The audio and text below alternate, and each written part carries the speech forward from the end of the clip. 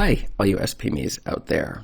Today's question has 3 answers, and you're going to want to stick around because the third answer is a secret as to why the quality of a book is actually less important than most authors imagine.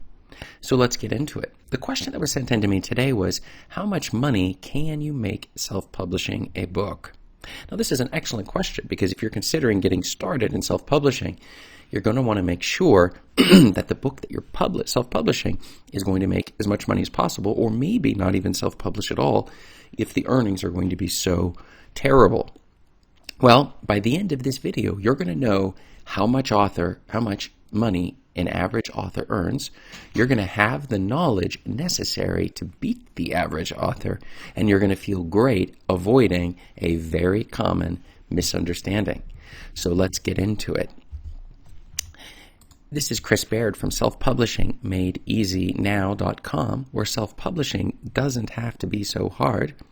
Click the subscribe button if you'd like for me to make more videos like this, and check out below in the description and you can find my absolutely free self-publishing checklist to help you get started on your self-publishing journey and make sure you're not skipping any of the key steps. So, how much money can you make self-publishing a book? Well, let me get into a little story. The thing is, in plain sight, the thing is that I was at a cabin in Norway, and we were walking on a hike for the day, walking along the road, and we weren't particularly looking for anything. I'm always wishing to take pictures of some of the things that I see as I go.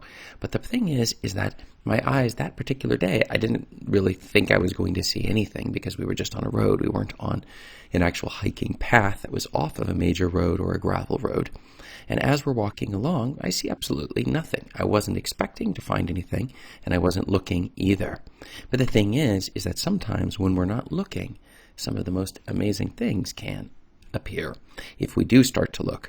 But the thing is, we just continued walking, and as I reached about an hour into the trip, suddenly I was looking to the side, and I noticed something in the bushes, small black berries, and I thought, well, the blueberries had already been gone for the season since it was no longer August, it was October, but looking a little closer, I realized that what I was looking at was blackberries, which are very rare. I've only seen them in 2 other places in Norway, and I was like, wow, but it wasn't just a few, it was actually a lot. And we started picking the berries and realized, wow, these are really amazing, fantastic. We happen to be right in blackberry season, and we didn't even see these berries that were there that could have very easily had missed them.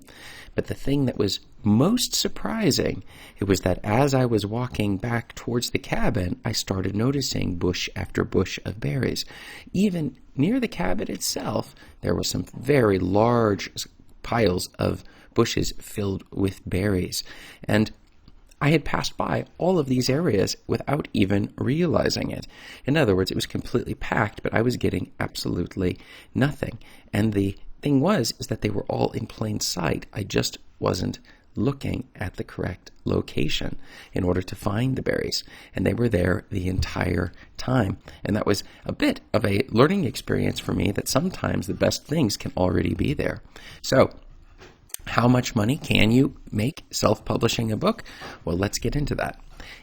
The average author earns $1,000 a year on average, and most sell nearly nothing at all for a number of reasons. The second thing is that most authors haven't considered whether they're even writing for a hungry market for their book in the first place. And this is a key one, which is that we have to be looking in the right places. We just might be thinking we're just going to go for a random walk, and we're not looking specifically for what exactly is the key to getting the win. And in the case of my berries, I was walking down that path, and I was not looking in the right places. And that's one reason why finding people who have actually managed to sell and beat the average, or way above beating the average, they're going to be able to tell you what you need to look for, because the berries were camouflaged in the bushes. And when you're optimizing your book to make sure it's going to sell as much as possible, you're going to be writing it, putting it into the correct market, and you're going to be doing a whole series of other things to ensure that you maximize your sales even before we've maybe even started writing the book. And this is something that many authors have not considered. And that brings us to our third and secret answer of the day. It is that the marketing of your book will impact your sales more than the quality of the book.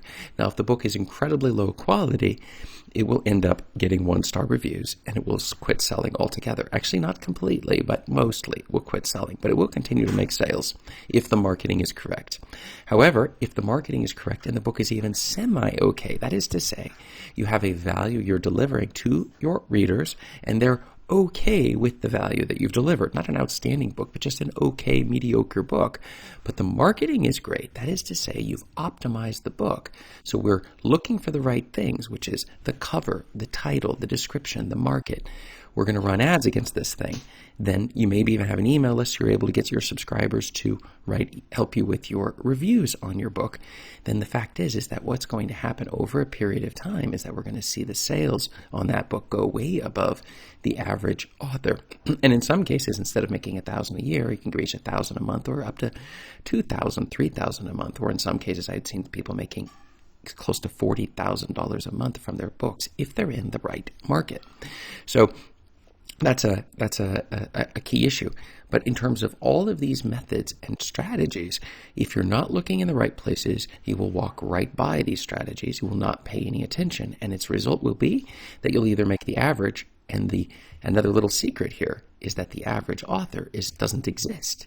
What we really find is you have the winners who are making a lot more than that, and the losers who are making nothing or losing money on their books.